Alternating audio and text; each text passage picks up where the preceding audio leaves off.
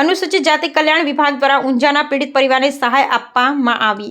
ગુરુ બ્રાહ્મણ સમાધિ 5 વર્ષની બાળકી પર જનધન્ય દુષ્કર્મની દુઃખદ ઘટના બાદ સરકાર દ્વારા સહાય આપવામાં આવી। ઊંઝા શહેરમાં નગરપાલિકા આવાસ યોજના હેઠળના ફ્લેટમાં સિદ્ધાર્થભાઈ શ્રીમાળી પરિવાર સાથે રહેતા હતા।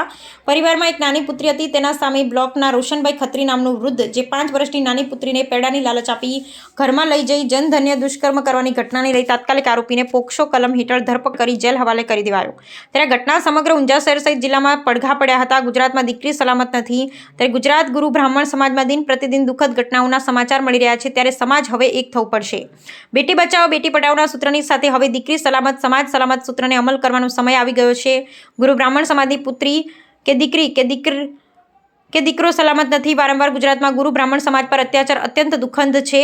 ऊंझा शहरनी दुखद घटना बाद समाचारनी जाण थता पीड़ित परिवार सरकारना लागता वळगता विभाग द्वारा न्याय मळी रहे अने ते माटे गुजरात भाजप अनुजाति मोर्चा प्रदेश महामंत्री श्री विक्रम चौहान, ऊंझा भाजप शहर प्रमुख श्री सुरेश पटेल, भाजप वरिष्ठ नेता अने अंत्योदय विकास निगम गांधीनगरना पूर्व अध्यक्ष श्री प्रवीणभाई पंड्या, श्री मुकेशभाई श्रीमाળી, भाजप नेता श्री सुरेशभाई श्रीमाળી सहित ऊंझा खाते पीड़ित परिवार ने घरे मुलाकात लई नानी बाळकीना पिता सिद्धार्थभाई श्रीमाળી ने हिम्मत आपी दादी पुष्पाबेन श्रीमाળી सहित परिवारना सभ्योने मळी हिम्मत आपता श्री प्रवीणभाई पंड्याए जणाव्युं हतुं के पीड़ित परिवारने आवी पड़ेला दुख सामे हिम्मत साथे न्याय मळे ए माटे साथे छू समाजमां वारंवार दुखद घटनाओना समाचार सामे ब्रेक लगावी पड़शे अने एक थवुं पड़शे।